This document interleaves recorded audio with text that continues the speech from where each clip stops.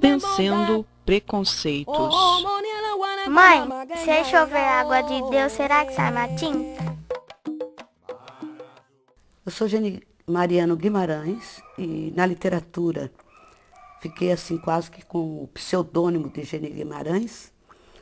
E tem alguns trabalhos escritos, né? Alguns livros publicados. Aliás, muitos trabalhos escritos, alguns livros publicados. E sou escritora, né? E dentro da literatura sou poeta, contista, romancista, enfim, eu trabalho a arte literária. Marcas da infância. A minha infância está resumida no meu livro autobiográfico, que é o livro A Cor da Ternura. E nesse livro eu começo a me contar, né, desde de quando eu tinha mais ou menos 4 anos e meio de idade, da época em que eu me lembro, né? E passei por vários preconceitos, várias atitudes racistas. E também tive muita coisa boa, né? Tive uma família maravilhosa, tenho uma família maravilhosa, que não tinham informações, né? Eram semi-analfabetas ou até analfabetas. Em consequência disso, ao lado da sociedade não negra, né? Eles também, como todo negro até hoje, todo negro, não, a maioria dos negros até hoje, não se entende dentro desse contexto social, né, que o modelo do belo é o europeu, né? E passei tive fases assim, quando eu fui para a escola, que naquela época a gente só ia para a escola aos 7 anos de idade, né? Quando fui para a escola já levei um choque, né, com o enfrentamento da outra sociedade que não era o meu lar, né? Por ser uma pessoa bastante sensível e muito aberta a questionamentos. Então eu fui muito. Tentaram, né, me podar em várias situações. Como outras crianças negras, e as poucas que tinha, né, eu fui colocada para sentar atrás na sala de aula. São fatos que depois eu percebi. Várias coisas que eu sentia e não tinha palavras, né? Como olhares diferenciados, como sutilmente ser empurrada para lugares que na visão deles eu deveria estar e que na realidade eu poderia estar em qualquer lugar. Posto que era gente, né, que era uma pessoa. A própria cultura é que vai colocando essa ideia para as pessoas, né? E o negro, ele começa a achar que realmente tudo que é do branco que é bom, porque é isso que ele ouve, né? E começa a menosprezar, né, se sentir diminuído. E o preconceito traz isso, traz marcas muito profundas na vida da pessoa, né?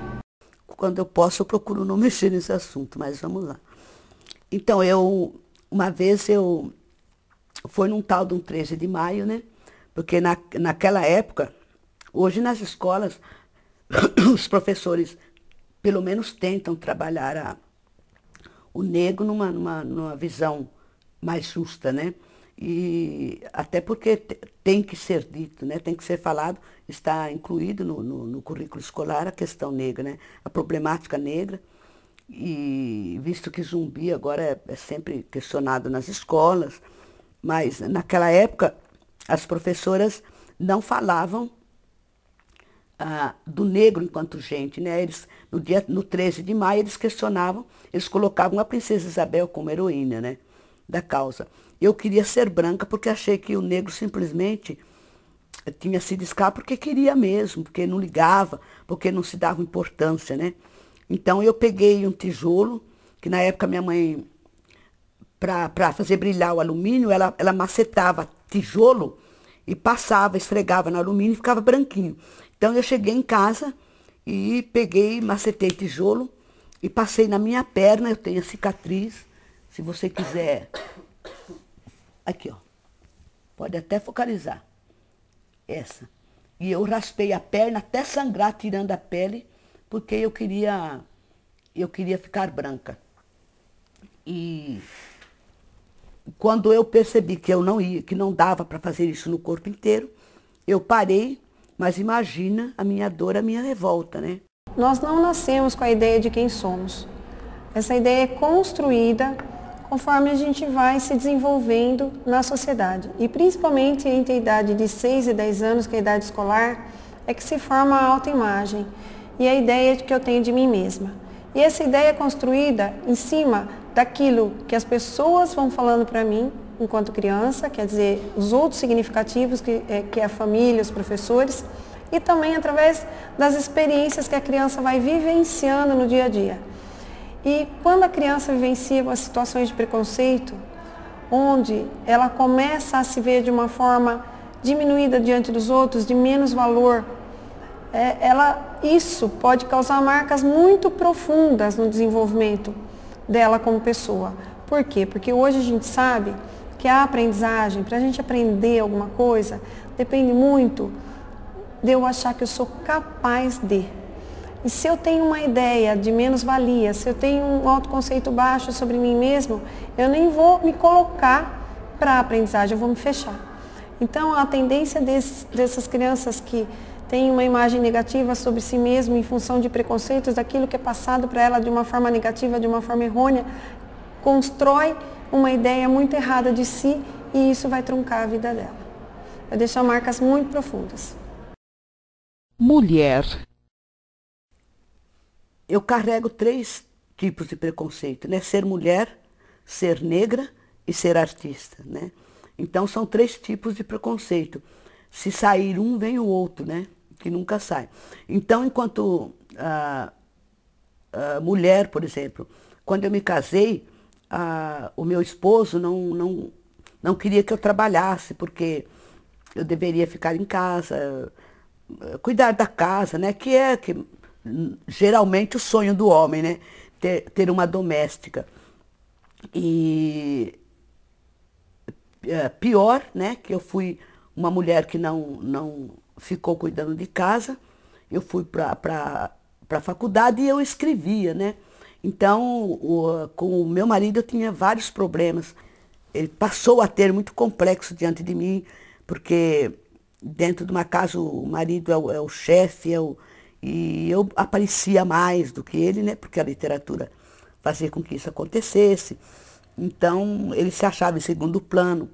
Foram várias questões. A própria família, de modo geral, que não falavam para mim, porque seria muito difícil questionar comigo isso, mas eu sentia, né, alguma coisa assim com essa questão de todas as mulheres da família serem mulheres mais acomodadas, né? Mulheres mais assentadas, mulheres que não falavam tanto de amor, né? E de sexo e de violência. Então, eu fui, né? E sou a mulher contrária às expectativas do macho e da sociedade, até de modo geral.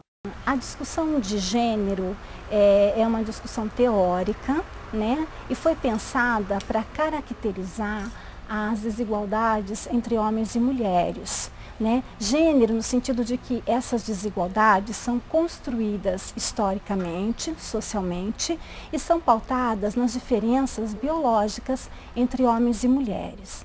Tá? Então, assim, a gente tem, historicamente, né, uma luta das mulheres, né, contra essa desigualdade, que muitas vezes se caracteriza pela violência, e eu não digo só na violência física, mas na violência psicológica, na violência moral contra as mulheres, né? E ela é pautada hoje, nós no movimento feminista, né, em enfrentar essa desigualdade no campo da legislação, né, no campo que nós já conquistamos muito no nosso país, né? Assim, através até do artigo 5º, todos somos iguais perante a lei, né? Mas que a gente ainda tem a dificuldade de concretizar essa igualdade na prática, na realidade e no dia a dia.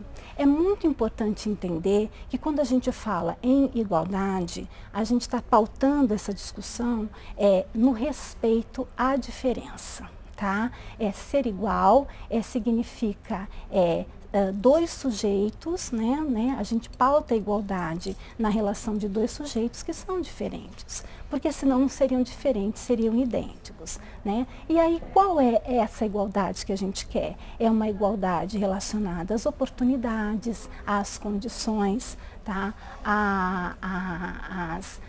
Ao tratamento, né, na sociedade. E é por isso que as mulheres hoje lutam por isso, né? Então, enquanto você tem a violência contra a mulher, né, se você pega hoje os índices da violência na sociedade, qual é a principal violência cometida contra a mulher? A violência doméstica. Hoje a mulher corre mais risco dentro de casa do que fora de casa. Então, a questão do trabalho, se você pega os dados estatísticos, tá? Aonde está essa desigualdade? A mulher está sempre, tá? Muito embora hoje tenha conquistado, né, melhores condições no campo do estudo, não tem se inserido no mercado nessa forma igualitária. Ainda existe uma desigualdade que você não encontra as mulheres em cargos de comando, quando você encontra a exceção, e a exceção não é a regra, evidentemente, né? E você tem aí um campo grande de lutas ainda das mulheres em relação aos seus direitos.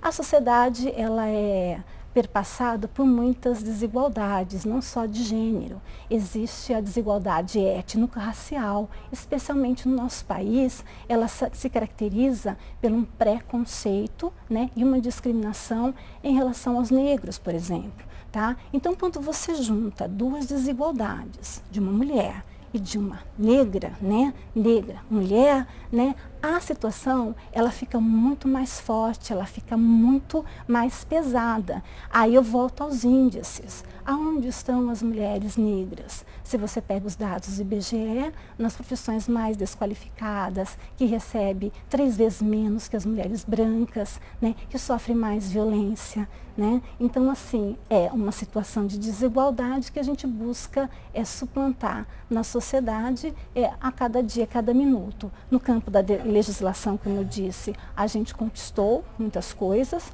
mas agora eu acho que a luta maior é a gente fazer com que essas questões se concretizem na prática. Tá? Do campo do racismo no nosso país, o principal aspecto que a gente destaca é que é um racismo que os teóricos, né, da antropologia, da sociologia chamam de racismo cordial. E aí, assim, quando você fecha na questão da mulher negra, você sente, então, que é uma situação muito mais violenta numa sociedade racista e sexista como a sociedade brasileira.